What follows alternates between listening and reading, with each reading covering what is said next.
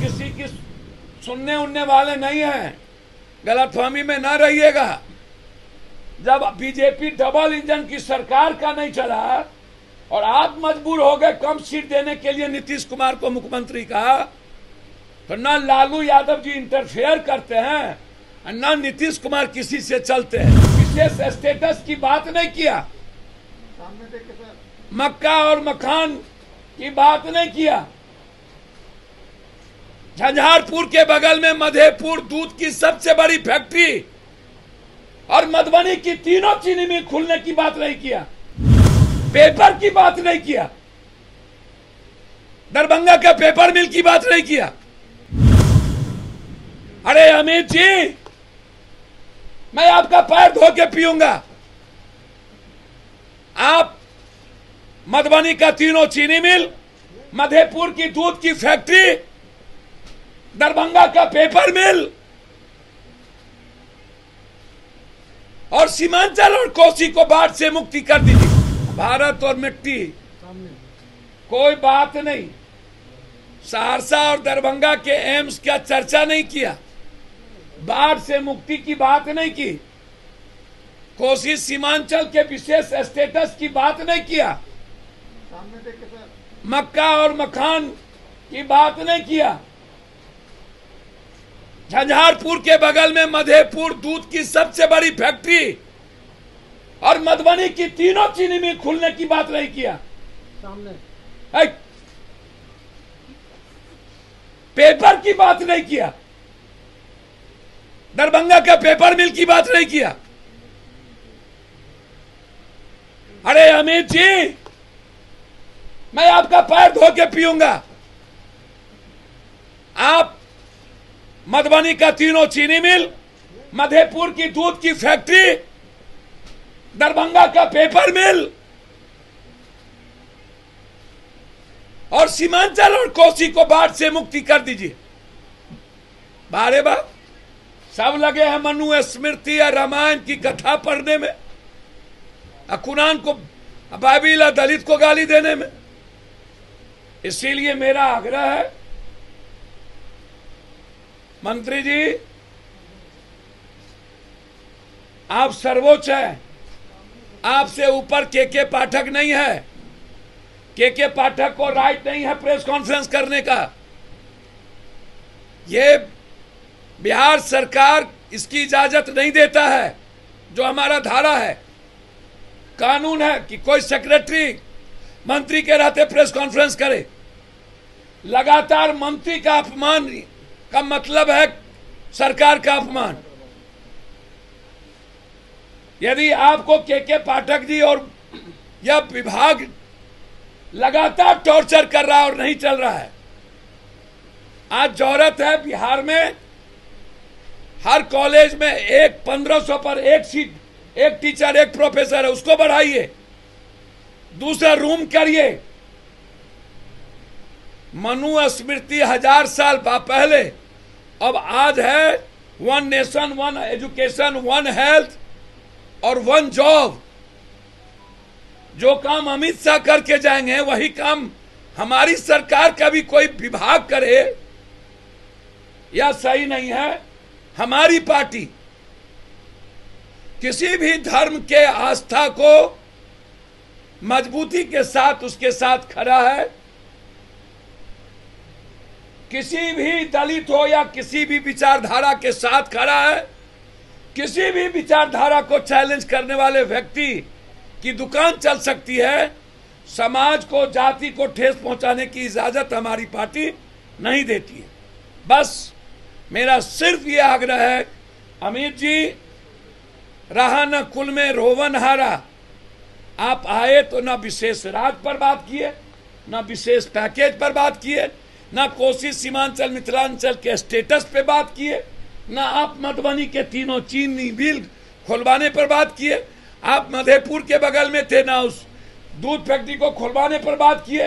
गुजरात की वही दूध फैक्ट्री एक ही साथ खुली थी, उससे गुजरात बना लिए और बिहार को बंद कर दिए। और पेपर मिल जो दरभंगा का सबसे ऐतिहासिक है, उस पर बात नहीं किए। आप जोगबनी गए, बाढ़ मुक्ति की बात नहीं किए।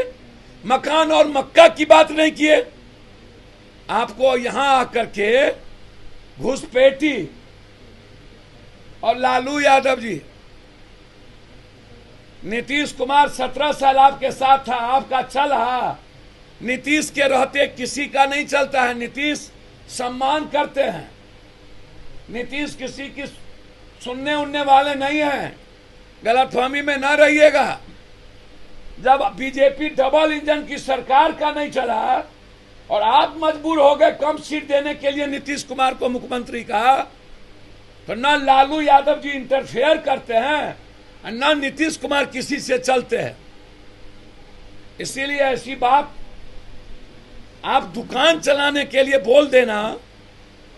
अमित शाह जी का रैली फ्लॉप, अमित शाह जी का बिहार आना, जनता के साथ सिर्फ बार्गेनिंग करना, ठगना, मिथिला कोसी सीमांचल को अपमानित किया अमित शाह जी ने, बिना किसी चीजों के। न तो सहरसा एम्स की बात की, न दरभंगा एम्स की बात की।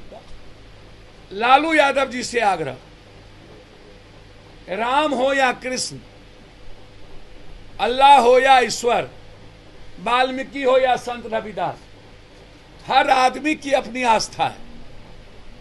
लगातार जिस तरीके से राजनीतिक व्यक्ति के द्वारा रवि रामायण पर उंगली उठाना, कभी इस्लाम पर उंगली उठाना, कभी दलित विचारधारा पर उंगली उठाना, यह राजनीतिक और सामाजिक रूप से सही नहीं है। रामायण सेनाइट है या क्या, यह मेरा बहुत क्लियर है। चाहे वो गीता हो या कुरान, बाइबिल हो या रामायण, यह आस्था की चीज है। मानो तो देव, ना तो पत्थर। तुम मानो या ना मानो, ये तुम्हारी आंतरिक चीज है। लेकिन चाहे वो गीता, कुरान, बाइबिल, रामायण पर किसी को भी गाली गलौज और टिप्पणी करने का राइट नहीं मिलना चाहिए, क्योंकि ये भावनाओं की चीज है।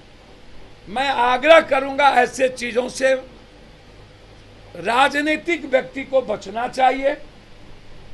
विचार रखने में कोई आपत्ति नहीं है, लेकिन जरूरी नहीं है कोई आदमी कुरान को कह देता है कि ये आतंकवादी पैदा करने का जरिया है, कोई रामायण को कह देता है कुछ, कोई मनुस्मृति की बात करने लगता है।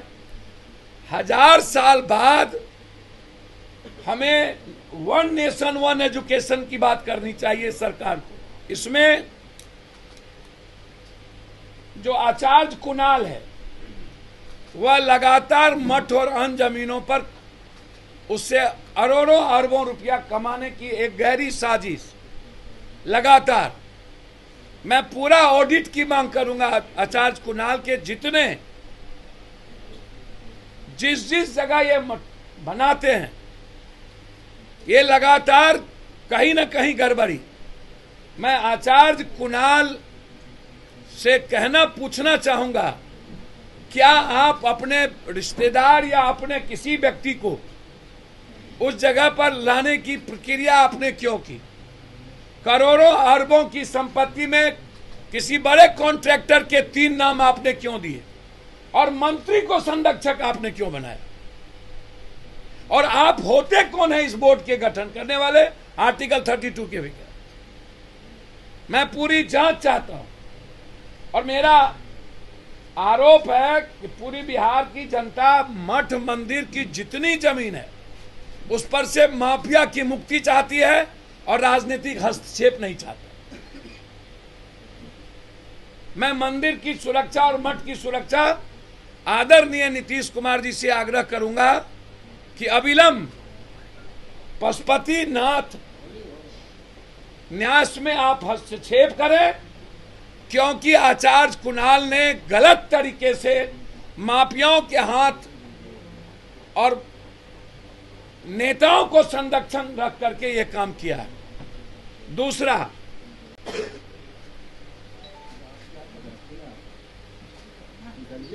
जस्ट विद्यापति रोड में चंपारण मीट के बगल में जबरदस्ती राम जानकी मंदिर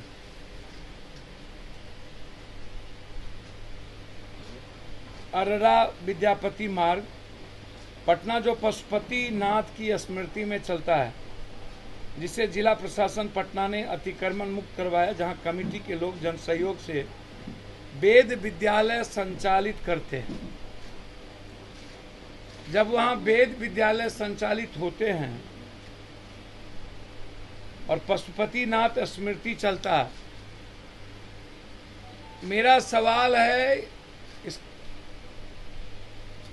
कमेटी के चेयरमैन जैन से, क्या पूर्व की कमेटी पर कोई आरोप था? अगर था तो सार्वजनिक करें, अन्यथा बाबा पशुपति नाथ के प्रति जिनकी पीढ़ी पर दर पीढ़ी आस्था रही हो, उन्हें अलग करना कहां तक उचित है?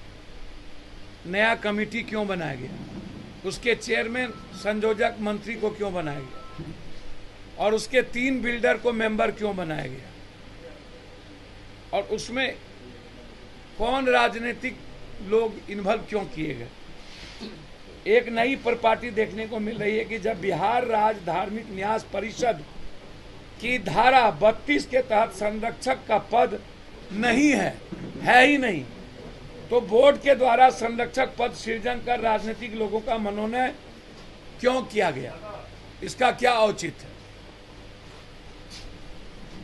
मठ मंदिर के बारे में बिहार राज्य धार्मिक न्यास बोर्ड के सलाह पर राज्य में स्थित मठ मंदिर के भू अलेख को महंत अथवा ठाकुरबाड़ी के नाम को हटाकर भगवान के नाम पर किया जा रहा है। ऐसी स्थिति में न्याय समिति में जिनका श्री राम जानकी मंदिर से कोई सरोकार नहीं रहा हो, उन्हें नामित करना क्या बिल्कुल गलत नहीं?